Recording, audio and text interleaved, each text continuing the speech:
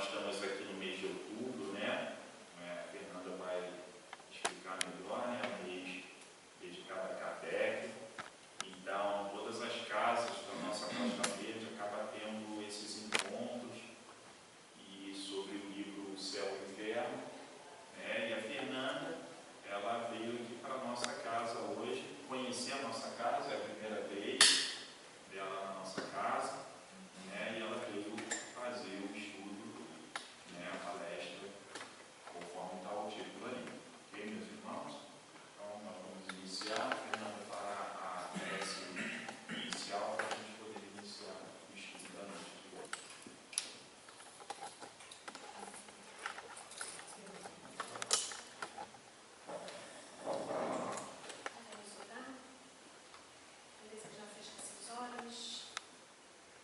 Possamos unir os nossos pensamentos, os nossos sentimentos, nos elevar a Deus nosso Pai, a Jesus, nosso irmão mais velho, mestre da humanidade, e a boa espiritualidade amiga, que está sempre conosco, que se faz presente, também nos acompanha no nosso dia a dia. Agradecermos, Senhor, pela oportunidade de estarmos aqui reunidos nessa noite de sábado, a nos aprofundarmos no ensinamento da doutrina espírita, seguindo o caminho exemplificado por Jesus.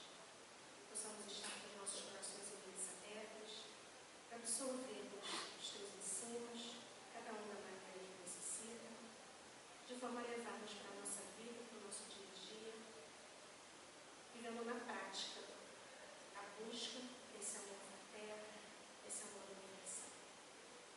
Pedimos permissão para iniciarmos o estudo dessa noite, na certeza de que estás conosco, mas principalmente que possamos estar contigo, Senhor. Assim seja. Graças a Deus. Em nome de Deus, Jesus e Maria de Nazaré, pedimos permissão para iniciarmos o trabalho da noite de hoje.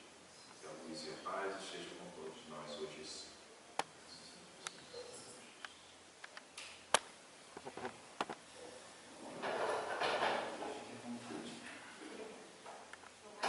Boa noite a todos. É um prazer estar aqui, né?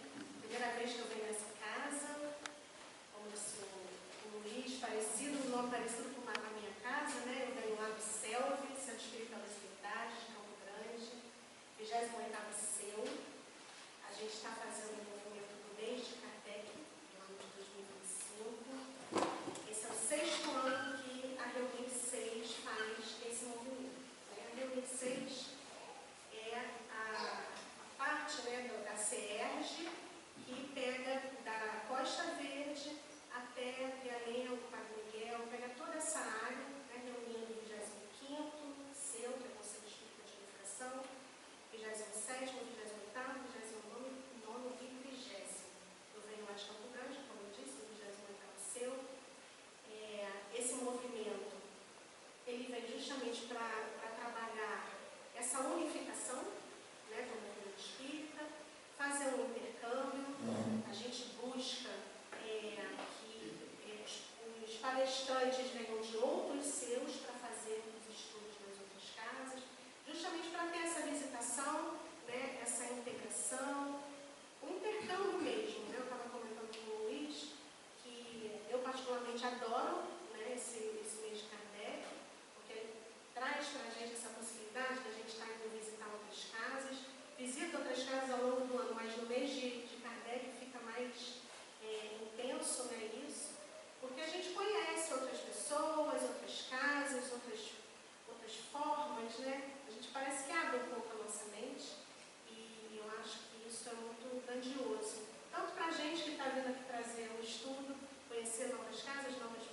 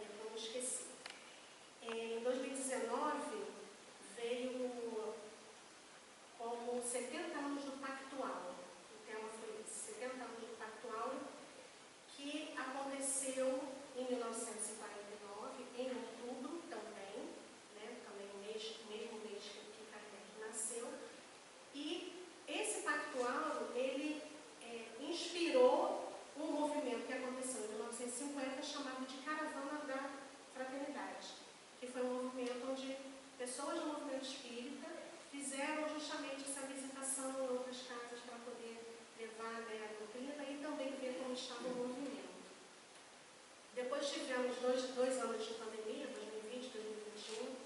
Continuou tendo o mês de Kardec, mas de forma online, né? Foram feitos seminários no mês de outubro. Por conta do isolamento social, foi tudo online.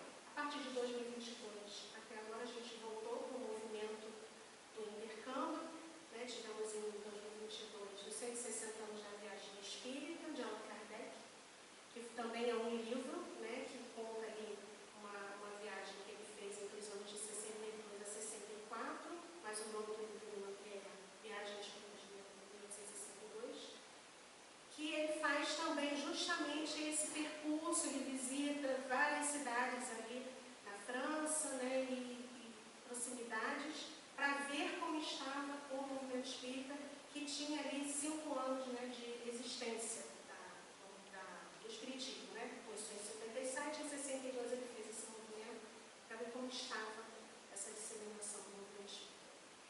Aí, em 2023, nós tivemos Recado de Allan Kardec aos Espíritas do Brasil, que foi um tema inspirado numa psicografia que está no livro A Prece, que é onde Kardec dá meio que um puxãozinho de orelha na gente, né, nos espíritas brasileiros, para a gente ficar sempre atento, porque dependendo do ego, né, das nossas próprias convicções e querer que a nossa vontade impere, poderia nos levar a caminhos tortuosos e acabarmos saindo, né, do percurso.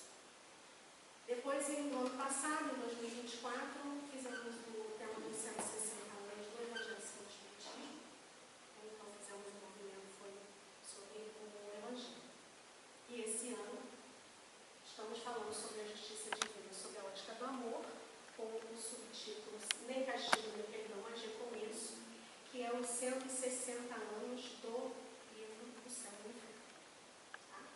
Então, esse ano a gente traz essa temática. Nós estamos aqui com esse movimento, como disse o Luiz, em outubro, porque é o mês de nascimento do nosso codificador, do Allan Kardec, e também o Pactual também aconteceu em outubro, né? Então, a gente faz esse movimento no mês de outubro em homenagem ao codificador. Então, para iniciar, eu vou trazer qual o principal objetivo do nosso estudo. Né? Por que a gente vai falar sobre o céu e o inferno? O céu e o inferno que ele inicialmente ele chamava a justiça divina sobre acho que ele virou o subtítulo, né? A justiça divina segundo o Espiritismo. Fiquei com a justiça divina sobre a ótica do amor, esqueci. A justiça divina segundo o Espiritismo, né? Inicialmente o livro chamava assim.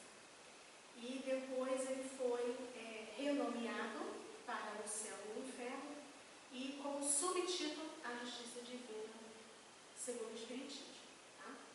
Então a gente vem com a ideia de a gente tentar compreender a magnitude desse livro e demonstrar o quanto Deus é misericordioso e amoroso com nós, conosco, como seus filhos. E por isso a gente diz, nem castigo, nem perdão, mas recomeço. A gente vê isso nesse livro. Não vou falar muito assim detalhado sobre as passagens do livro, para que quem ainda não o leu tenha maior interesse de ler, que é um livro muito lindo. Né? Mas eu vou ler aqui uns trechos que estão aqui no prefácio, aí eu vou dar uma tirada para poder a gente se nortear. O título dessa obra indica claramente seu objeto. Reunimos aqui todos os elementos capazes de esclarecer o homem sobre o seu destino. Como em nossos outros escritos sobre a doutrina espírita, não pusemos aqui nada que seja produto de um sistema pré-concebido ou de uma outra concepção pessoal que não teria nenhuma autoridade. Tudo aqui é deduzido da observação e da concordância dos fatos. Então, aqui já vem dizendo, né, que não tem nenhuma impressão pessoal do codificador. Ele tem ali uma base, foram os espíritos que trouxeram as instruções, como em toda a obra da codificação. O Allan Kardec ele foi o codificador, exclusivamente.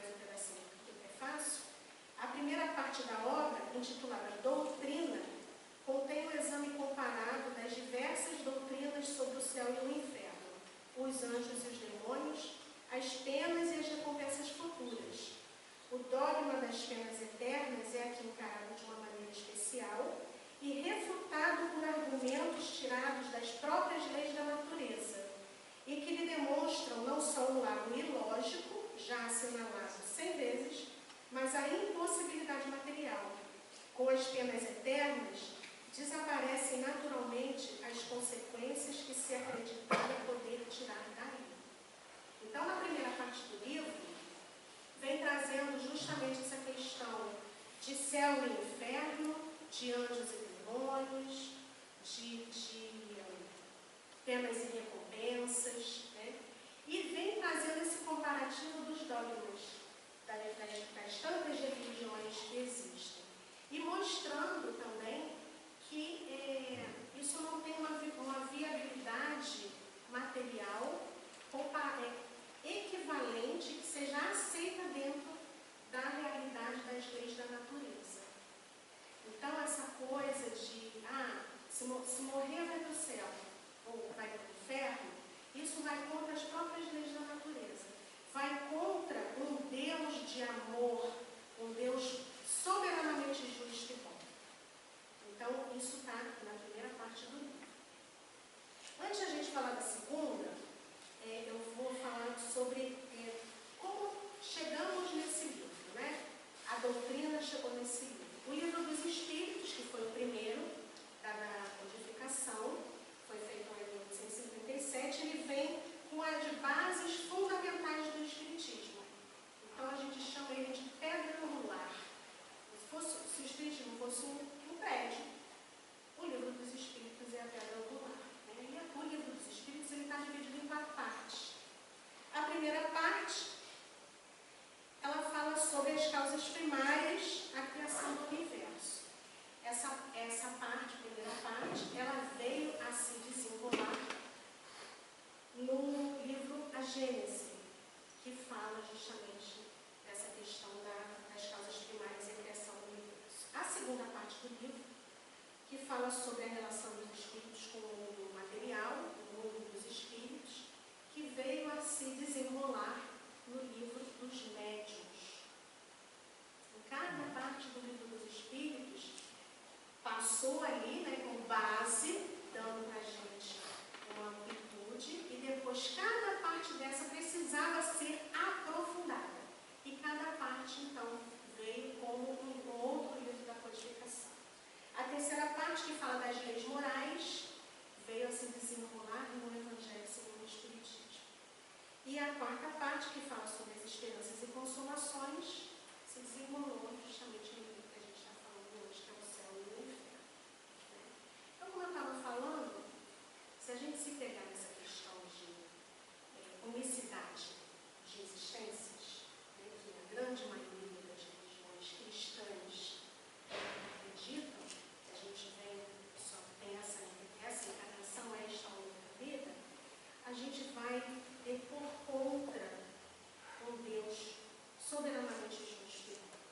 E aí eu vou trazer para a nossa realidade. Né? Eu gosto muito da gente fazer os paralelos com a nossa vida mesmo, para tentar facilitar um pouco o nosso entendimento. Acho que muitos de nós aqui, a maioria, somos pais, né? Temos filhos, netos, alguns têm netos, né? Eu tenho neta, eu tenho netos, então já estamos com mais uma geração. E Deus é nosso Pai, o Pai de bondade. Vamos fazer o nosso paralelo. Se eu tenho 3 filhos e eu consigo, ao longo da minha vida, construir, materialmente falando, né, 3 casas, o que seria eu como uma mãe mediana que sou, né, que somos, aqui a maioria nós estamos ali numa média, uma mãe mediana, justa, o natural seria eu fazer o que com essas casas? Uma casa a cada filho. Aí imagina que eu, uma mãe boa, uma mãe justa, eu pego e de repente resolvo dar 2 casas para um filho, uma casa para o outro e o outro deixa sem nada. Que justiça seria essa? Aí vamos levar para Deus. A gente olha todos os filhos de Deus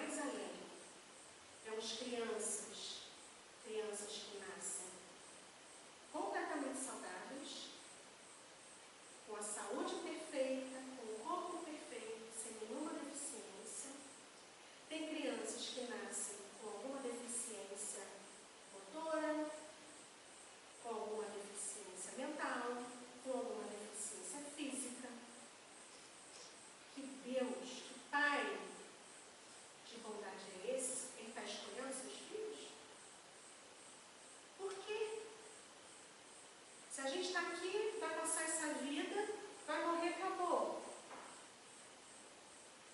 Por que ele está escolhendo uns para determinadas provas e outros para provas mais suaves e outros até a gente passa, olha e tem a sensação que não tem prova nenhuma.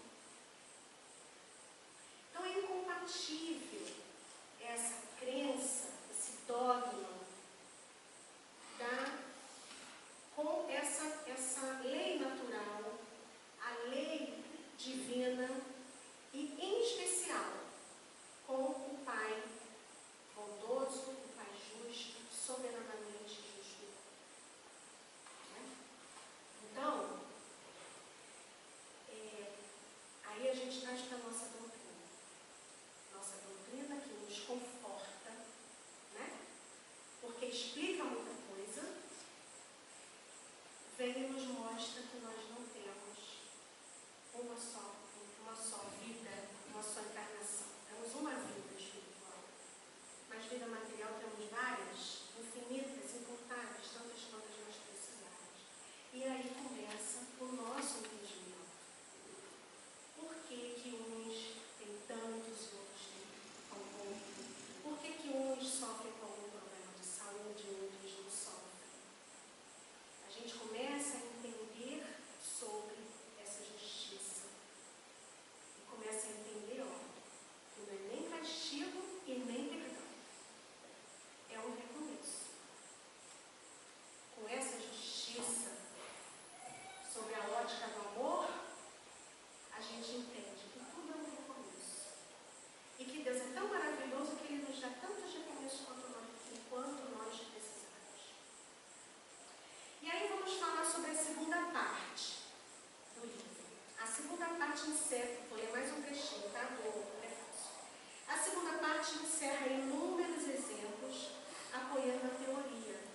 Ou melhor, que serviram para estabelecer a teoria. Então a teoria não existia e isso veio como apoio. Foi ao contrário. Isso veio e a partir daí foi firmada a teoria. Eles devem sua autoridade à diversidade de tempos e lugares em que foram obtidos. Esses exemplos poderiam ter sido multiplicados ao infinito, pois não há centro espírita que não possa fornecer notável contingente deles. Então nós temos na segunda parte desse livro a parte que chama exemplos, que são justamente narrativas, testemunhos de espíritos desencarnados que foram evocados para justamente contribuírem para o trabalho da codificação. E o que traz essa autoridade é justamente o fato esses testemunhos terem vindo de diversos lugares, em diversos tempos. Isso traz aí a segurança que a gente já conhece, que Kardec tinha muito cuidado com as informações que ele recebia, né? Tinha todo aquele cuidado para não tomar como verdade alguma mentira. A gente tem até uma frase que eu sempre me lembro. Ele dizia: melhor recusar 10 verdades do que aceitar uma mentira. Então, todo esse cuidado foi tido e o fato desses relatos terem vindo de vários tempos e de vários lugares trazem ali uma autoridade para isso. Foram recebidos muitos outros relatos, muitos, mas eles precisavam escolher. Essa escolha também se deu por conta disso, essa variedade. Então, no livro, nós temos 66 exemplos, 66 relatos, são 66 comunicações, né? Que estão nesse livro. E estão distribuídas assim. Tem 14 comunicações de espíritos em expiação. Tem 5 comunicações de espíritos endurecidos. 5 comunicações de espíritos de criminosos arrependidos. 9 comunicações de espíritos suicidas.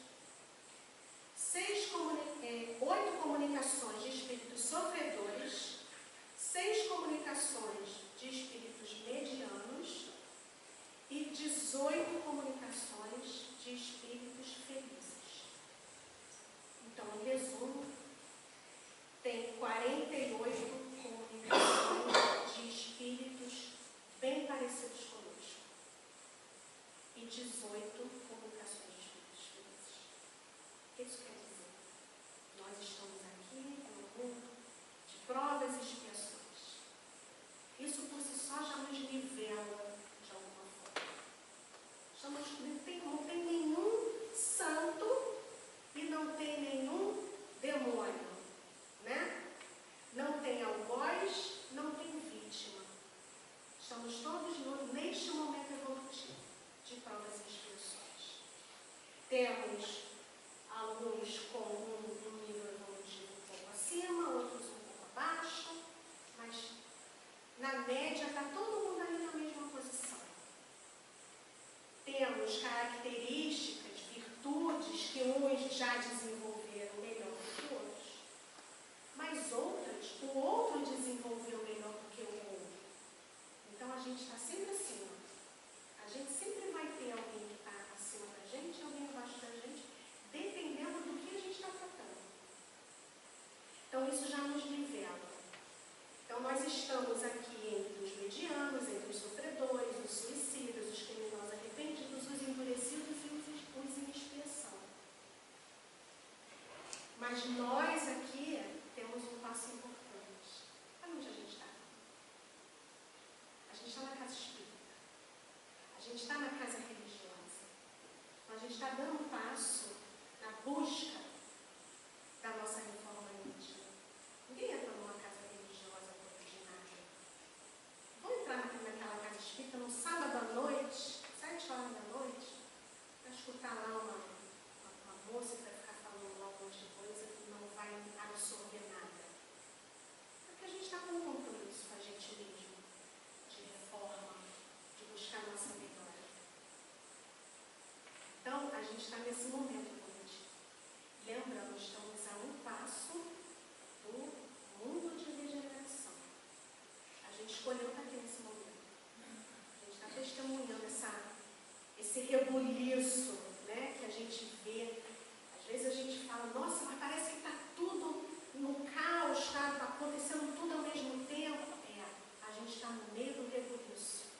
É a hora da reforma forte. A hora da reforma forte. Está todo mundo aqui tentando a última oportunidade para ver se chega no mundo de regeneração. Está lá naquele recomeço, naquela oportunidade que Deus nos dá para tentar. E a gente, de novo, vou repetir, a gente escolheu estar aqui nesse momento. Somos os trabalhadores da última hora. Esse é o momento que a gente está. Então, falando um pouquinho mais sobre a questão dos relatos, eu vou falar alguns exemplos. Tá? Não vou falar muito detalhadamente, né, porque eu já falei, para vocês poderem se incentivar de ler o livro, mas vou falar um pouquinho sobre 3 relatos que eu trouxe aqui, 3 comunicações.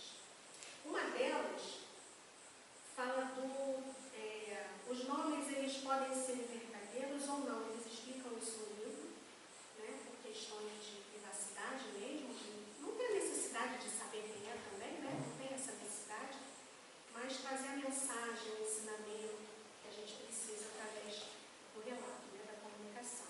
Então, o primeiro é identificado como VRG, o espírito VRG. Ele está nessas comunicações dos criminosos arrependidos.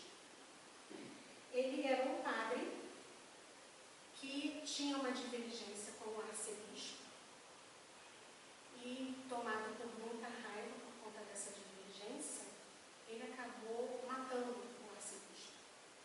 Ele assassinou o arcebispo. E após o desencarne dele, logo após, ele foi evocado, porque essas comunicações aconteceram, os espíritos foram evocados, tá? Eles foram chamados mesmo. E ele foi evocado e foi perguntado a ele como é que ele estava se sentindo naquele momento. E ele ainda veio muito tomado de raiva. Ainda estava um espírito endurecido, né? Como temos aqui narrações de espíritos endurecidos, que são justamente aqueles que não se arrependeram ainda. E na primeira comunicação, na primeira evocação,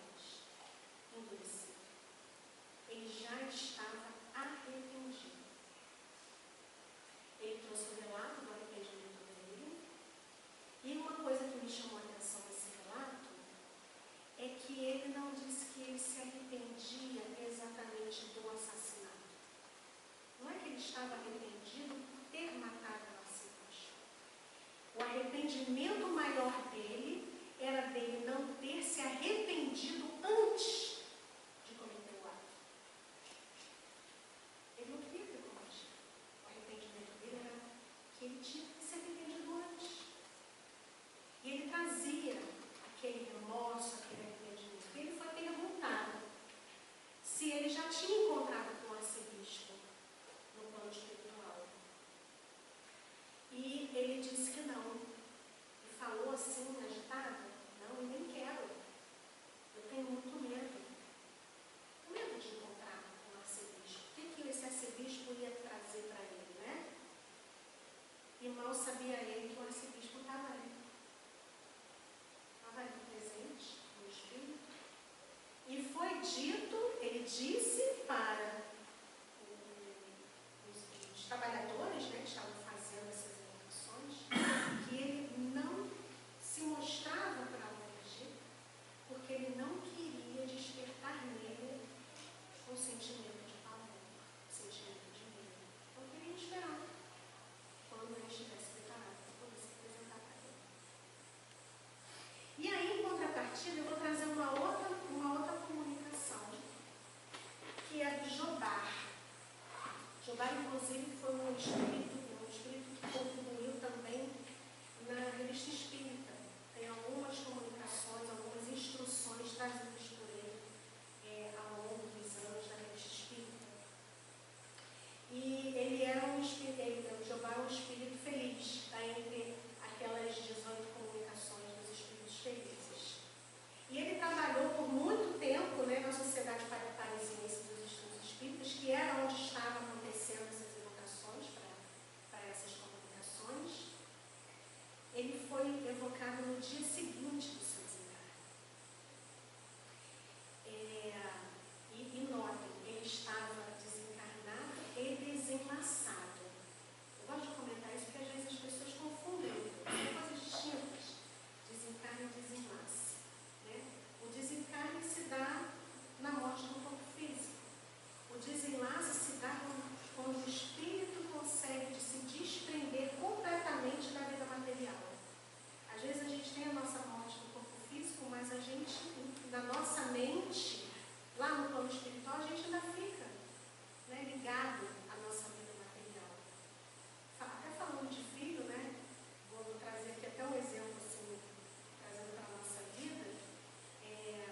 Esses dias meu filho me mandou mensagem. Meu filho não mora aqui no Rio, né? Mora em Sergipe. E aí ele me mandou mensagem pedindo: mãe, me lembra aí como é que faz cachorro quente. Ele faz essas coisas. Depois eu chamo, pediu até como me lembrar como é que faz feijão. Toda vez que ele vai fazer cachorro quente, ele me manda mensagem: mãe, me lembra como faz cachorro quente. Aí ele ainda fala assim: manda mensagem, manda gravado no WhatsApp e escreve embaixo cachorro quente, porque quando eu precisar eu vou lá e pesquiso. Eu já fiz isso umas 3 ou 4 vezes. Ele continua me perguntando. Aí dessa última vez eu ainda falei para ele: não, meu filho, não vou gravar não. Quando você precisar, você me liga de novo, eu vou ter o maior prazer de te explicar novamente. Aí imagina se eu desencarno, chego lá no plano espiritual, aí fico lá tomando conta. Ai, caramba, o Thiago vai fazer cachorro quente hoje. Será que ele vai achar minha mensagem lá no WhatsApp? Será que não apagou? Para que ele vai perguntar como ele faz cachorro quente? Ai, ele não vai saber fazer cachorro quente direito. Ó, não desenlacei. Não desenlacei. A gente precisa se desprender da nossa matéria. Né? Às vezes a pessoa desencarna, deixa uma viúva ou um viúvo, e aí fica lá no plano espiritual prestando atenção: será que vai arrumar alguém? Eu falo com o meu marido: você não vê antes de uma arruma ninguém para o plano espiritual. Mas eu falo de brincadeira, né? Óbvio. Espero eu que seja brincadeira mesmo, né? Vai que depois que eu desencarno, eu fico perturbando ele mesmo. Mas assim, a gente precisa ter esse desenlace, né? E aí, voltando para esse caso do Jobar, ele era um trabalhador de muitos anos na Sociedade Parisiense dos Estudos Espíritas, já bastante evoluído, né? Já entendendo, né, o que é a doutrina, o que é esse caminhar no bem, por que a gente passa pelas nossas provas e tudo. E quando ele desencarnou e desenlaçou. E aí, ele, no dia seguinte do desencarne dele, ele foi evocado. E aí, nessa evocação,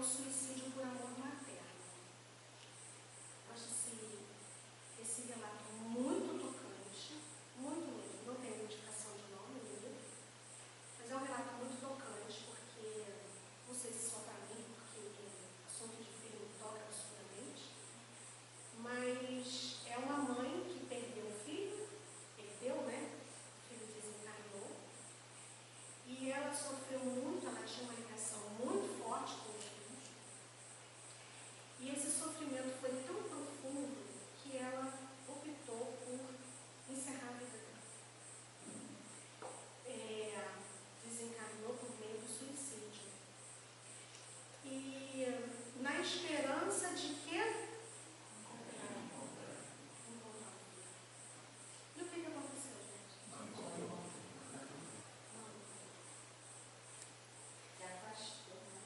Afastou mais ainda, exatamente isso.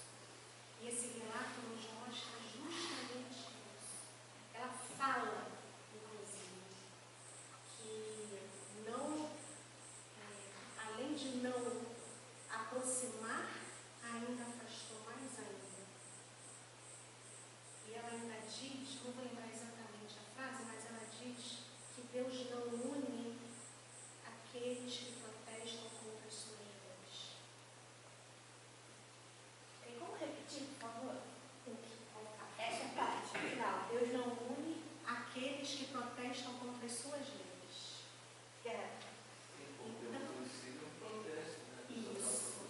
Não aceita a lei divina. Quando a gente não aceita a morte de alguém, porque uma mãe que acaba com a própria vida, ela não está aceitando a morte. Eu não vou nem julgar, porque eu também não sei como seria para mim. Não consigo imaginar. Eu, por defesa, não consigo imaginar. Mas suicidar, eu acho que eu posso dizer, eu tenho certeza que eu não faria. Mas vai contra a lei divina. E quando a gente se afasta da lei divina, a gente vem a instrução. A gente vem a instrução. Nós, como pais, os nossos filhos se afastam dos nossos ensinamentos. A gente não instrui? Como que a gente instrui? Reorganiza para mostrar o caminho. Às vezes a gente faz até o filho passar pela mesma dor que ele causou, para ele poder entender. É isso que Deus faz com a gente. Ele está nos educando. Ele está nos mostrando que tudo o que a gente faz tem consequência. Estamos regidos sobre a lei de causa e efeito. Então, no final das contas, o ensinamento desse livro, com esses exemplos, essas comunicações, nos traz justamente isso. Nós temos o livre-arbítrio. Podemos fazer o que nós queremos. Dentro da permissão de Deus, né? A gente sabe. Nos permite que nós façamos o que nós queremos. Mas não tem como o que nós fazemos não termos alguma consequência. Se fazemos o bem, a consequência será o bem. Se fazemos o mal, a consequência será o mal.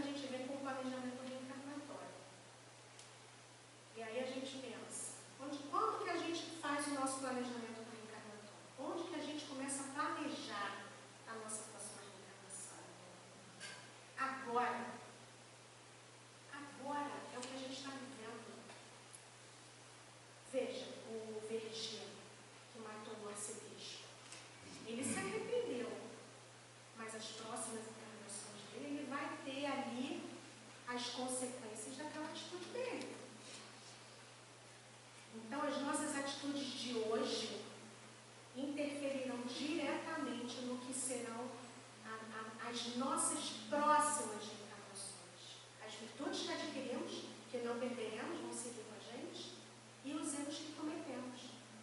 Vamos ressarcir tantas quantas reencarnações precisarmos.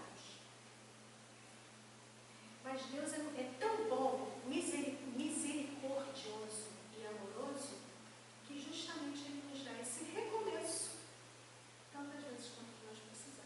Ele não tem pressa. Não tem pressa. Cada um tem o seu tempo. Alguns vão chegar mais rápido, outros vão demorar mais um pouco. Todos nós seremos felizes. Espíritos felizes. Não somos espíritos felizes ainda, mas temos as nossas felicidades relativas. Felicidades reais. Não a felicidade irreal. Aquela felicidade mundana, aquela felicidade de que eu tenho uma casa maravilhosa, um carro do ano. Não isso.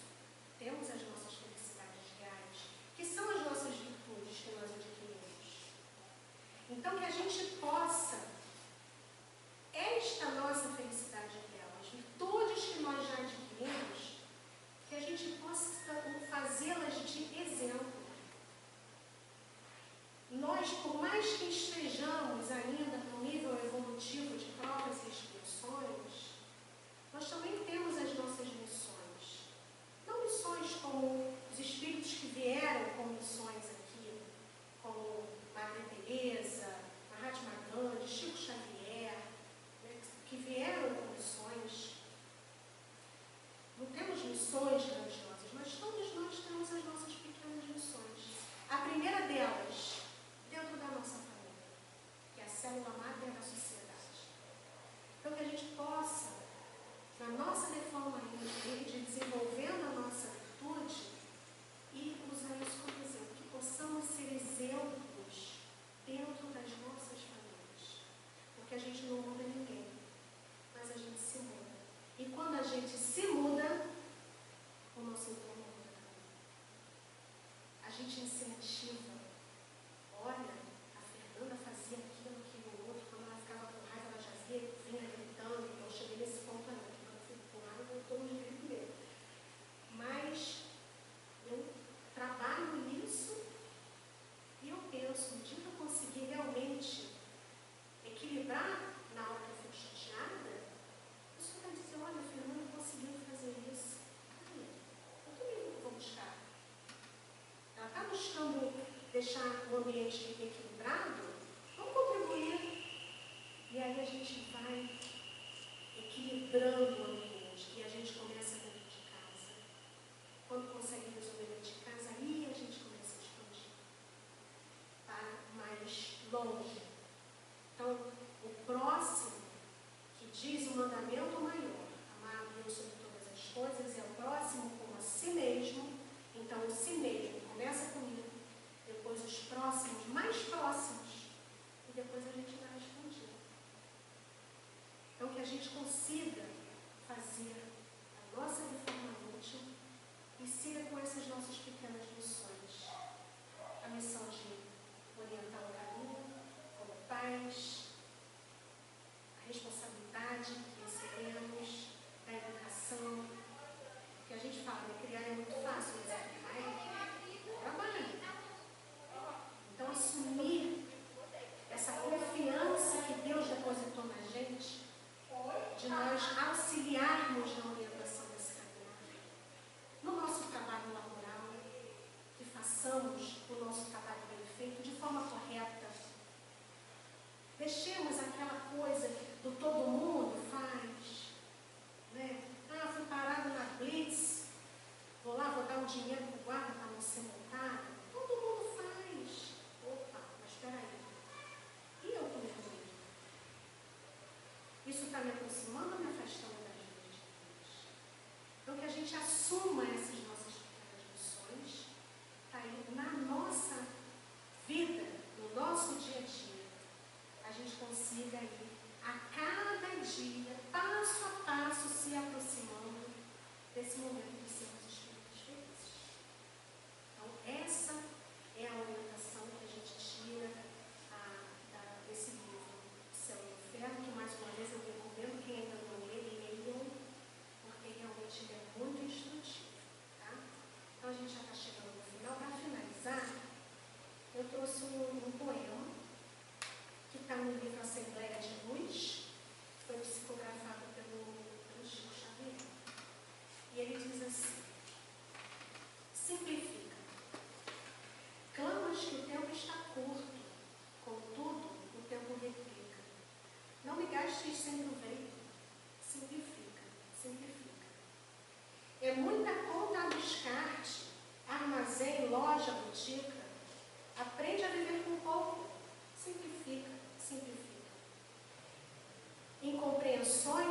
chicotadas, calúnia, miséria, trica, não carregues fardo inútil.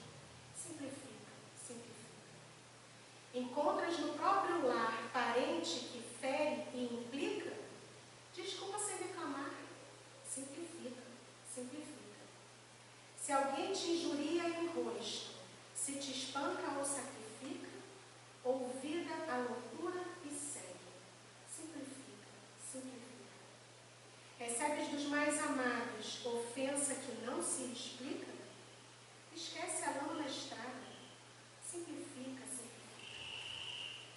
Alegas duro cansaço, queres casa imensa e rica, foge disso enquanto é tempo. Simplifica, simplifica. Crês amparar a família pelo vintém que se estica, excesso cria ambição. Simplifica, simplifica. Dizes que o mundo é de pedra, que as provas chegam em pica, não deites limão nos olhos. Simplifica, simplifica. Recorres ao mestre em pranto,